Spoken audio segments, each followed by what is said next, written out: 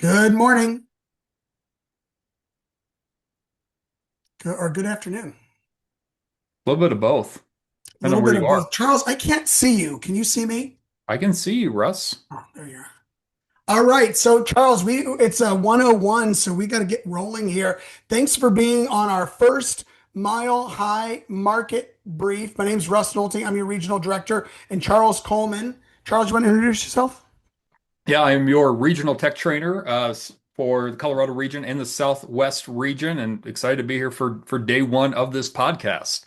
Charles started a job and he got another job added to it immediately. So he's regional tech trainer in two places. We are going to every week hit some major news that's going on in the real estate industry and in Colorado, and we're gonna just kind of barrel through this quickly and honor the time commitment of 30 minutes.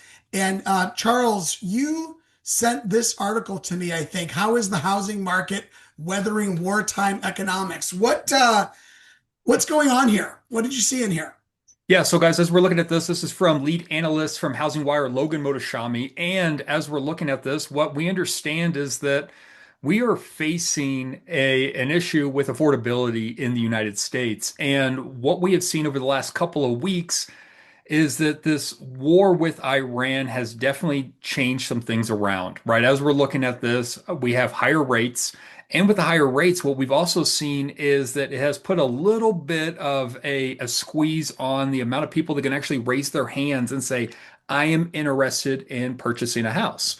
But as we look through this and we kind of scroll down a little bit and we get just down to that weekly pending sales data, when we look at the weekly pending sales on that, even that graph, what we can see is that we are still higher than what we were last year. And I think that's the important messaging. Whenever we're looking at these graphs, one of the most Right here. important things that we can look at is where we are ranking versus last year and even the year before. And so I think a lot of times we can go through and we can see this ebbs and this flow, this roller coaster that we live on in real estate. We can say, oh my goodness, things are going down and it's looking bleak. And yet, this is what we have to keep in mind. There are more homes that are going under contract last week, because remember, this is rear view facing data. This information came out Friday. And so there are more people putting homes under contract than what they did this time last year and this time in 2024. Mm. We were to scroll down just a little bit further, and let's just go to purchase mortgage application data. Now, if we were to look at the graph with the purchase mortgage application data, this is kind of what I'm referring to. You can actually see that we started the year off at a really high note, right? 2026, you're that dark black line, and 2025 is that red line. So as we're going through, I don't ever have any concerns when it comes to this ebb and this flow of this roller coaster that we are going to call the real estate market. And when we're looking at purchase mortgage application data, this is two things. Firstly, this is your clients that have raised their hand and they're talking to lenders, right? So, what we should be thinking in mind is that we're the real estate economists of choice. All right. Our job is to be in emotional proximity to people so that as they're thinking about transacting business, they're thinking about us. And that's our only job. Now, if you are having conversations with your database and you're like, cool, purchase mortgage application data, it's looking better than it was in 2025, and you're in a good place, that's because you're doing your job. You're reaching out to people. You're utilizing your 36 touch. You're going anywhere from 36 to 100 touches. And you know that your people, when they're thinking about real estate, they're thinking about you. Now, if you're looking at this graph and you're saying, oh my goodness, I've had a lot of limiting beliefs, and those limiting beliefs have actually slowed me down from reaching out to my database, well, this is what we do know. This is a 90-day business plus at this point. And so, what this is showing us is this is people that are reaching out to lenders and they're figuring out what they qualify for. And this is 90 days out. What this graph is also showing us is this. This could also be refinances. All right. We can't differentiate the two from this graph, but what we understand is we have refinances and we have buyers that are reaching out. And if we've had limiting beliefs this year because of interest rates, We actually need to start getting out to the barbecues. We actually need to start reaching out to our database and start building relationships because that relationships is the pipeline, which is going to turn to closings later in 2026. Now we're going Charles, to, yes, sir. do we think that this drop here is this drop like because of the war? Well, it's because of the war, and again that we had people that are going through and thinking it's holiday time, right? Yeah. We did see that we just went through Passover and Easter, and we had a lot of stuff going on. So we don't know what this were to really be able to lineate that. But yes, absolutely. There are people out there that are looking at what is happening on CNN, Fox, X, wherever they get their news. And remember, this doom is what sells. And if we're not the loudest voice in the room, being able to show this data to our people and saying, hey, listen, we understand that things are a little bit scary right now, but anytime that we've ever gone through this as a society, as a nation, that on the other side of this, the appreciation has been astronomical. And as we're going Mhm. through and we're just being able to push this news to our people, guys, this is where it gets exciting. Love it. Yep, so let's Uh, skip over the 10-year and let's just go look yep. at national single family inventory. Guys, check this out. This is also exciting. When we are looking at this, what this is saying is that we're getting more and more inventory on the board. And here's the deal. What we would typically consider a healthy housing market would be 2019. Mhm. 2019, remember, this is pre-pandemic. This is pre-free money. This is pre before the interest rates went up at the velocity that they went up and how they have stayed at the heights that they have been at. 2019, we had more inventory on the board than we do now. And as we're looking at this, this is what we need to see more of a balanced market. I don't know how many of us on this call have lived through 2021 housing market, but it was zero fun. And then as we can go through, we can look at this data. What this is saying is more people are putting their homes on the market to sell. So this idea of the golden handcuffs, where people are locked in at 3% interest rates and they are no longer going to be selling their house because they don't want a higher monthly payment. Here's the thing. Life. Life happens. We have people that are getting married. They're having babies. The babies are growing up. They need a bigger house. Now the babies are off to college and they have found their significant other and they're moving out. And guys, here's what's neat about all of this. As we're going through, these are life events, more inventory coming off the board. Life events are happening. People have to sell, people have to buy. As the real estate economists of choice, we just have to be in relationship with them because we do not know what life event's going to happen to them next. Again, we just need to be in emotional proximity to them. Love it. So then as we go through, guys, you can see that just national single family new listings as we're going in. This is right in the mix. We're seeing a little bit of seasonality with this, but we're staying in line with it. Nothing is concerning about this graph. This is just the status quo. And then let's look at price cut percentages. As we're going through, what we know is this: one-third of all homes in the nation take a price cut every year. One-third of all homes. And so as we're looking at this data, we are right in line, saying about 34%, so slightly above one-third. And this is very, very important. As we are having conversations with our sellers, it's Mr. and Mrs. Seller. As we are looking at the inventory that is in your area, this is how we are going to rack and stack against the competitors as we're figuring out what their motivations are, when they need to be sold by, why they're selling their house, why they've contacted us, and we're going through and we're figuring out all those things, then we're going to say, Mr. and Mrs. Seller, here are two other homes in the area. They're priced at X. Where do you think your home falls in line? Because what we do know is if we price it too high, the only way that we can get our home to look better than the competitor is either to drop the price, which is what we're seeing, and or we have to go through and we have to increase the value of our home, and we understand that most sellers are going to do the price decrease. So let's go through and let's just make sure that we are priced right. Now for our buyers, what we understand is there's opportunity out there. We can actually go through and make sure that we are saying, hey, Mr. and Mrs. Buyer, we're seeing one-third of all homes take a price cut. And what we understand that in this market, the people that are putting their home on the market, they have a reason to sell. And now we're able to go through and be able to have that conversation, negotiate in the contract to buy and sell to make sure that our buyers are winning. So, guys, in this market, what we're looking at is this. The sellers that are putting their home on the market, there's a life event that is making them do this. They're not selling their house for fun. And the buyers, they're motivated buyers. They're not looking at the interest rate. They need to buy a home, and we are in this market of this perfect storm. But if we scroll down, Iran. Here's the thing, guys. What we understand is uncertainty is what causes a lot of fear and confusion. And so, as we're monitoring everything that is happening outside of our United States of America, what we understand that everything that is happening out there, especially with the cost of oil, which leads to increased production and being able to go through and to actually transportation cost. As these things are happening, this is going to have a direct impact on the cost of money and consumer sentiment. And so we're in for a little bit of a bumpy ride, but as long as we're reporting the news and being in relationship with as many people as possible, we're going to win in this market. All right. So moving on and staying with the same theme, at the beginning of the year, the talk track was 2026 is the rebound year. And even NAR spoke very optimistically end of 2025 and early 2026. And yet we're not seeing that anymore.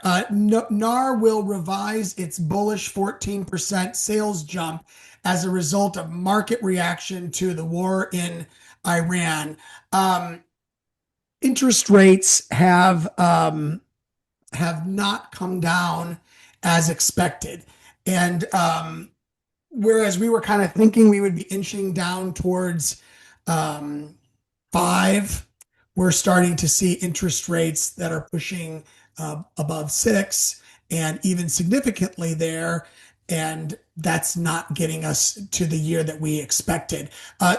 Lawrence Yun is our chief economist at NAR. Sales have already opened the year sluggish, he acknowledged, but rates were moving in buyers' favor before the US and Israel bombed Iran February 28th. He says, continuing, I was already feeling good about the prospect of higher sales, but now mortgage rates are at 6.5. Maybe my new projection will show slower growth this year. I still believe that there will be some growth overall in home sales. Gary Keller on a mastermind, I think it was last Monday, maybe the Monday before. It gets foggy.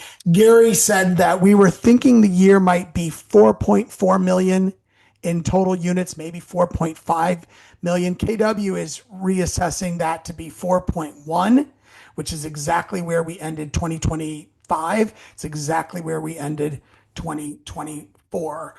Charles, you want to add anything to this NAR repositioning?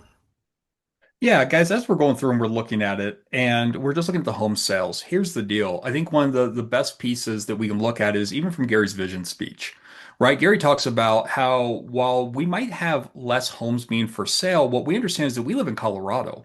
We live in one of the most blessed markets as far as price point goes in the United States, specifically because we all typically work on a commission basis. And so when you're looking at this and we're going through and we're saying, okay, there's less home sales. But with that being said, our price point is going to make it to where it is still a win for you guys if we're in relationship with enough people and we get enough at bats. Guys, this is the deal. It doesn't matter how many homes are being for sale. As long as we get our unfair share and we live in Colorado, it's all going to be okay. So, in that same conversation with Gary and Jason and Ruben Gonzalez, who's our chief economist, um, this was again just a week or so ago from data taken mid-March. The conversation around interest rates was that unemployment is edging upward, job growth edging downward. This is 10 days ago. And therefore, we're expecting interest rates to continue going up. And then on Friday, we get this report, and it's in Housing Wire, but it's also Wall Street Journal, New York Times, everywhere. Non-farm payrolls rose an unexpected 178,000, and unemployment was 4.3. So Number of people employed goes up significantly. Unemployment drops. The report shows broad sector growth, which supports expectations for a slower path towards neutral Fed policy. In other words, maybe the thought that the Fed might raise interest rates is no longer valid because we got this unexpected um, jolt to the job sector, and unemployment is quite healthy at 4.3%. Um, Kind of an interesting report on Friday. So, the landscape changes almost every day. This article, and I'll stick it in the chat, this article goes on in Housing Wire to talk about where the job growth is. And if you go to KW's YouTube channel, you'll see that whenever we do a market update and show the unemployment data, we also show which sectors are most challenged. But this Russ, is very stable. Go ahead, Charles. will you go back up to that, Russ? And so, not to cut you off, so I apologize by that. But think about this, everyone. When we're going through what we understand is the Fed has a dual mandate. And that dual mandate is this teeter-totter, which a lot of economists believe is unachievable, right? They are trying to keep the maximum amount of employment that we can have. And it's actually really, in all reality, like what is the most amount of Americans that not have jobs that they're comfortable with? And the second thing with that is to keep the cost of money low. But as we're looking at this and we're saying, okay, so we have some job loss and we have some employment. This is what's important to keep in mind. When we're looking at leisure and hospitality. We're looking at transportation and warehousing, retail, trade, manufacturing, construction. Yes, this is all very important information, but at the same time, what we have to keep in mind is, again, we live in Colorado. With our average price point in the Denver metro hovering somewhere around $600,000, what we have to keep in mind is this, that a lot of these jobs, this is not what's going to swing the real estate market. And so we can say like, hey, we have a lot of people getting jobs and they're employed, or we can go back the other way. But what we have to keep in mind is this: what jobs are on the uptick and what are on the downswing? Because as we're going through, while we're not going to ever root for Americans to lose their jobs, right? That's super anti-American. We're never going to do that. But we also have to understand, because we want KW agents to be the smartest real estate agents in Colorado. And a recession, especially a job loss recession, is not the worst thing that could happen, right? A job loss recession is actually good for everyone's business. Now, again, we're not rooting for that. But when multiple people start losing their jobs, what the Fed has to do is the Fed has to be able to stimulate the economy. So what do?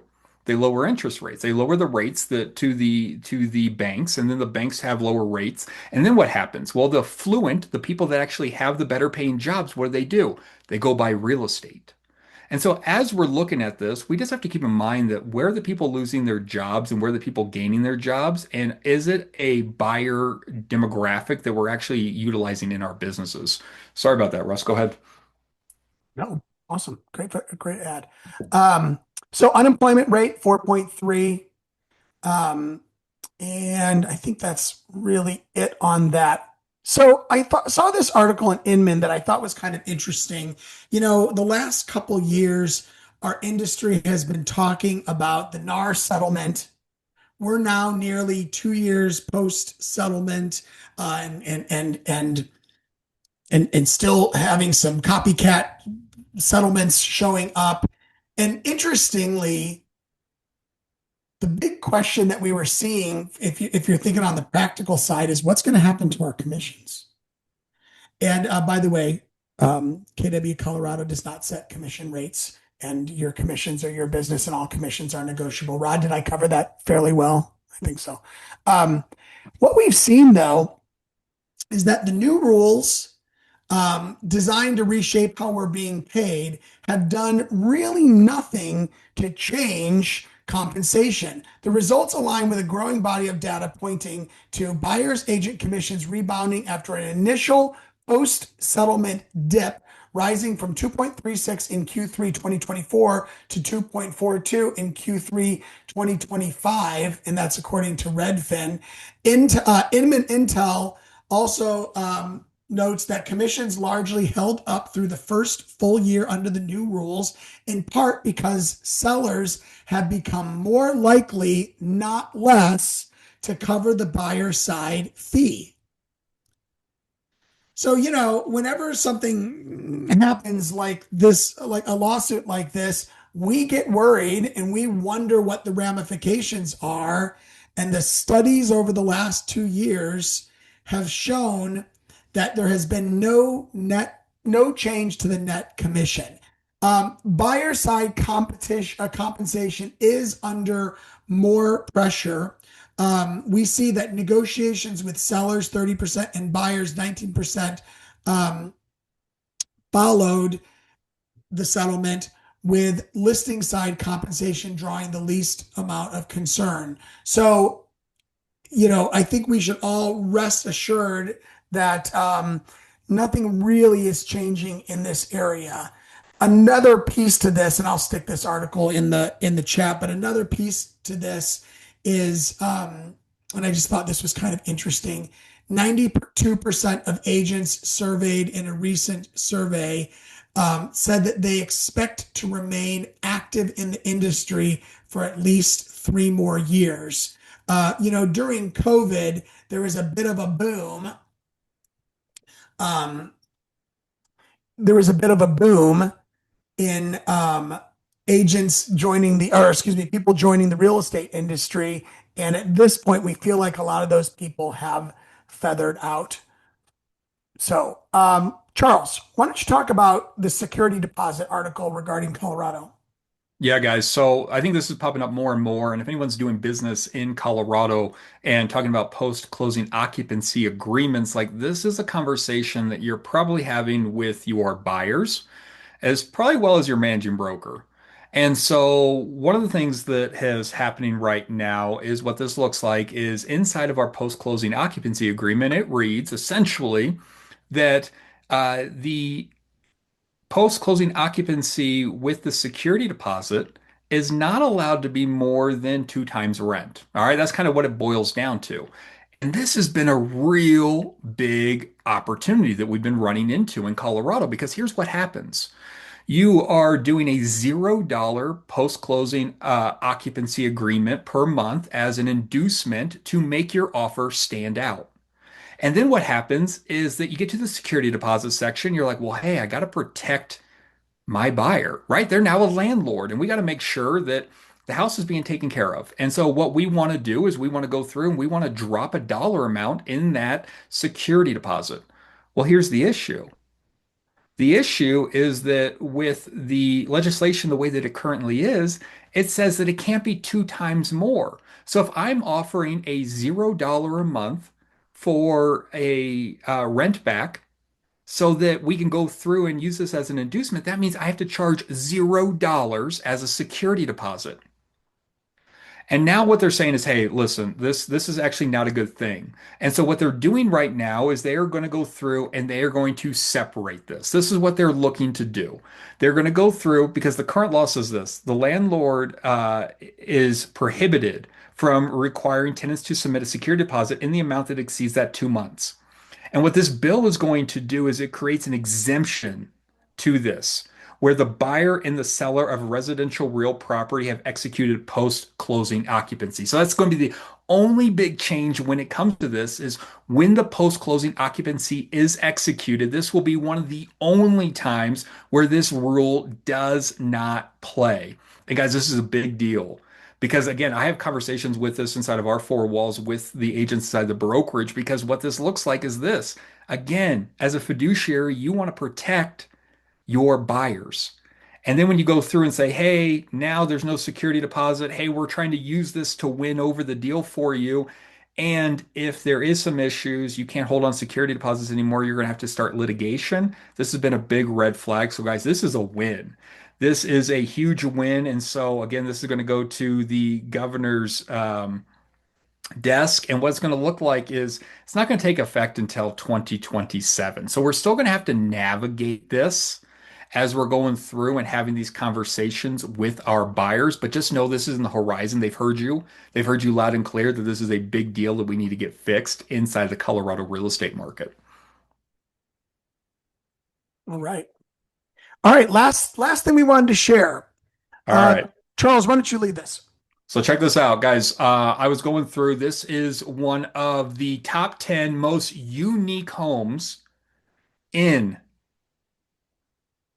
Realtor.com. And so, guys, if you were to go through this, let's scroll all the way down, Russ. I don't want to talk about these top 10. I want to get to the last home, number one on the list. And so, check this out, guys. You can actually go through one more. That's not it.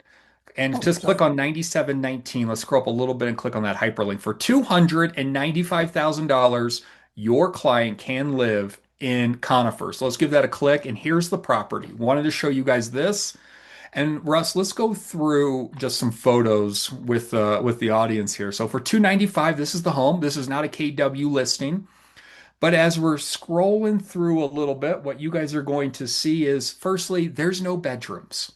All right, so you can go through, you can get Colorado living up in Conifer, no bedrooms like you are living on the frontier. The second thing, that if you were to scroll through a little bit further and you get to see like the kitchen and the dining space, and it feels really rustic. Like I do feel like this is it. I do want to point out one more thing. If we scroll down a little bit further, you're almost there. If we keep going there, right there, Russ, there is your outhouse bathroom. So not only do we have the outhouse and we don't have any bedrooms, but this is what 295 in Colorado can get you today up in Conifer if anyone has buyers that are on the market. I do believe that the outhouse has solar panels on top of it, so it's kind of like an off-grid kind of property, wouldn't you say? Oh, absolutely. No, this is definitely an exciting property. Yeah. Interesting article with lots of interesting homes. Two from Colorado, I think. One, uh, here's the other one in Cotopaxi. Colorado, Yeah. Cotopaxi for 430. Also a cabin, also a little off grid, a little bit of an adventure property. So um, I'll stick this one in there. This would make a good social media post for your social media calendar this month, right? Oh, absolutely. Guys, anything that we went over today, this is designed to make you the real estate economist of choice. And so we have two things to do, right? We need to entertain and we need to educate our people, right? That valuetainment. And so whatever we can do to do something different besides what are you doing to looking to buy, sell, or invest in real estate? Like how can we be the loudest voice either on social media or in the room to make sure we are taking massive, massive mind share? All right. Thank you all for joining us. We'll be back here next Monday for another segment, and all the links are in the chat if you want to grab those. Hope everyone has a great rest of the Monday. Take care. Thank you all.